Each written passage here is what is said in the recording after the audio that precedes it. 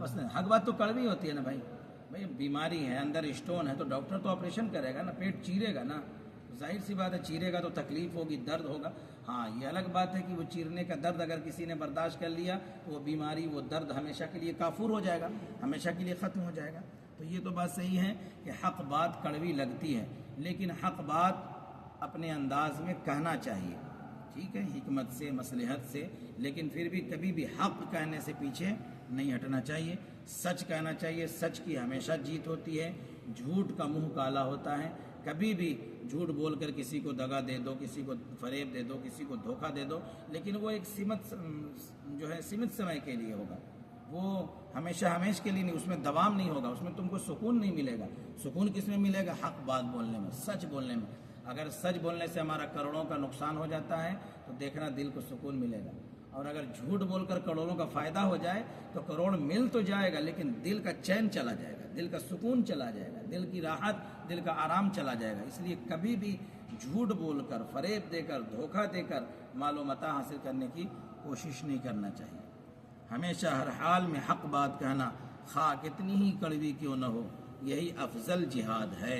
सहाबा किराम रिज़वानुल्लाहि ताला अलैहिम अजमईन का बयान है कि उसके बाद अबू दर रज़ी अल्लाह ताला अन्हु की ये कैफियत हो गई, चूँकि ये नसीहतें आका करीम सल्लल्लाहु अलैहि वसल्लम की हैं और ये हज़रत अबू दर से आप नसीहत फरमा रहे हैं। तो सहाबा किराम फरमाते हैं कि जब ये सारी नसीहतें सरकार ने फरमा दी, 7 नसीहतें फरमा दी, तो सहाबा फरमाते हैं कि उसके बाद से हज़रत अबू दर रज़ी अल्लाह ताला अन्हु की ये कैफियत हो गई कि सवारी पर चलते चलते हाथ से कोड़ा गिर जाता था तो किसी को कोड़ा उठाने को ना फरमाते, बल्कि सवारी से उतरते और खुद अपना कोड़ा उठाते। काश कि हम अपनी इज्जत और खुददारी की कदर व कीमत को पहचाने। इससे एक बात ये भी समझ में आई, कौन है जी, आ जाओ, आके बैठ जाओ, सुनो, यहाँ से अंदर आ जाओ। तो इससे ये भी बात समझ में आई कि आका करीम सल्लल्लाहु अलैहि वसल्लम का सबसे पसंदीदा अमल ये था कि अपना काम अपने हाथों से किया जाए, इसमें ना आर महसूस किया जाए, न ज़िल्लत महसूस की जाए, न इसमें रुसवाई महसूस की जाए।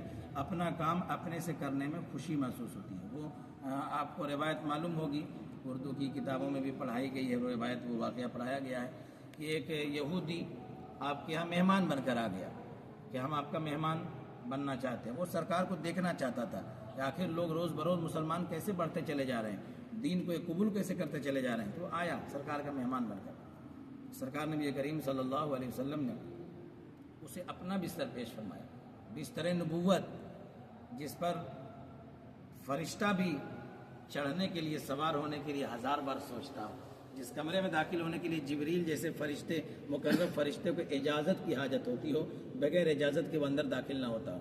तो हुजूर ने मेहमान के लिए, गरचे मेहमान काफिर हैं, लेकिन उस मेहमान के लिए सरकार ने अपना बिस्तर पेश फरमाया। इशा की नमाज के बाद आपने अपने घर में जो भी खाना था पेश फरमाया, और वो भी अटापट्टू किस्म का देहाती बद्दू था, घर में जितना खाना था वो सारा खा गया।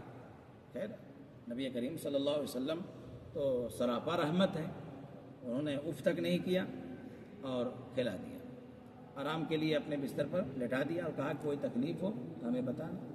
सरकार फिर इबादत में मसरूफ़ हो गए, मस्जिद नबवी में तशरीफ़ ले गए।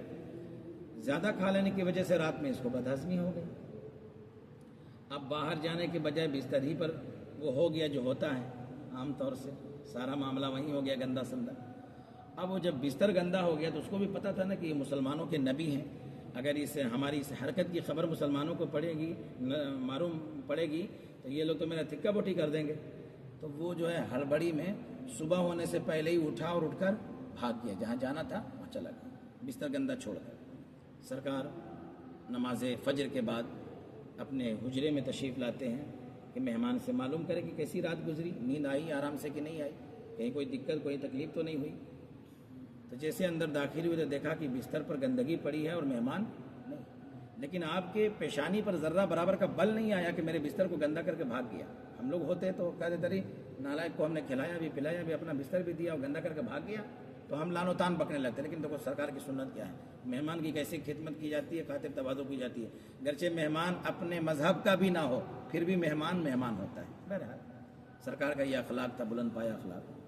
तो आपने बिस्तर को समेटा और बाहर निकले धुलने के लिए, पानी लेकर के धुलने के लिए, गंदगी को साफ करने के लिए। آپ نے ذرہ برابر کا اوف نہیں کیا، گندا کیوں کیا؟ آپ افسوس میں اس لیے ہیں کہ وہ رات بھر میرے مہمان کی طبیعت خراب ہو گئی، وہ نہ جانے کس حالت میں ہوگا، کس کیفیت میں ہوگا، اور ہم نے اس کی جو ہے خبر گیری نہیں کی۔ تو آپ اس میں فکر مند ہیں، اس بات میں نہیں ہے کہ گندگی کر کے چلا گیا اور صاف کون کرے گا، نہیں۔ سرکار بستر لے کے گندے کیے ہوئے بستر کو باہر لے کر گئے، تو سرکار کے سامنے ارد گرد جیسے شمع کے سامنے پروانہ کیسے گرتے ہیں، ویسے ہی صحابہ سارے موجود رہتے تھے۔ سرکار کیا ارشاد فرماتے ہیں، یہی وجہ ہے صحابہ کا بڑا کرم ہے، ان کی مہربانی ہے کہ حضور کی ایک ایک بات کو، ایک ایک عمل کو، ایک ایک قول مبارک کو نقل کیا اور ہم تک پہنچایا۔ اگر نہیں ہوتا تو ہم تک کیسے یہ نصیحت کیسے پہنچتی؟ یہ صحابہ کے ذریعے سے پہنچی ہے۔ اس لیے صحابہ کے بارے میں بھی ایسا ایمان رکھنا چاہیے، سارے صحابہ جنتی ہیں، اور سارے صحابہ کا ایمان والوں پر بہت بڑا احسان ہے، اور اپنے محسن کا ہمیشہ احسان مند رہنا چاہیے۔ صحابہ نے کہا یا رسول اللہ، گندا کیا ہوا بستر آپ صاف کیجیے گا، ہم کو دے دیجیے، یہ کام ہم کو دے دیجیے۔ حضور نے فرمایا کہ مہمان میرا تھا کہ تمہارا؟ سب نے کہا نہیں، مہمان تو آپ کا تھا۔ کہا حق میرا ہے، مہمان میرا تھا تو گندگی ہوئی ہے، صاف میں کروں گا۔ میں تو اس افسوس میں ہوں کہ اس کی خبر گیری نہیں کی، خیریت معلوم نہیں کہ نہ جانے وہ کیسا ہوگا اور کہاں چلا گیا۔ دھل ہی رہے تھے کہ اچانک سے وہ جو بھاگا تھا گندگی کر کے، وہ اپنی بیش قیمتی تلوار اسی روم میں چھوڑ کر چلا گیا۔ اور اس زمانے میں تلوار بڑی جو ہے قیمتی شے ہوتی تھی، وہ ہتھیار ہوتا تھا۔ تو جب یاد آیا راستے میں تو کہا اوہو، میرا اصل ہتھیار تو چھوٹ گیا، تلوار چھوٹ گئی ہماری، اب کیسے کریں؟ چلو واپس لے لیتے ہیں۔ پھر دل میں بات ہے کہ نہیں، سب مل کر کے سزا دیں گے تو کیا ہوگا۔ لیکن وہ چیز اتنی قیمتی تلوار ہوا کرتی تھی کہ انہوں نے سوچا کہ اگر سزا بھی دیں گے تو قبول کریں گے، لیکن تلوار ہم کو لے لینی چاہیے۔ واپس آیا ڈرتے ڈرتے کہ تلوار ہم لے لیں، وہاں کیا ماجرا ہوگا۔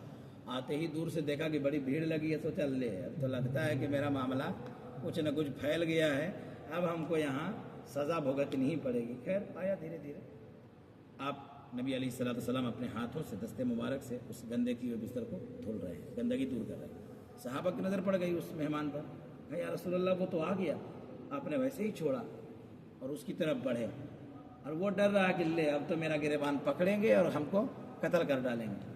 سرکار آگے بڑھے اور کہا کہ کہاں چلے گئے تھے؟ اگر رات میں طبیعت خراب ہو گئی تھی تو ہم کو اطلاع دی ہوتے، ہم کو بتایا ہوتا۔ ہم کو بہت افسوس ہے کہ رات میں تمہاری طبیعت خراب ہو گئی اور ہم تمہاری خبر گیری نہ کر سکے، اس لیے تم پریشان۔ ابھی طبیعت کیسی ہے؟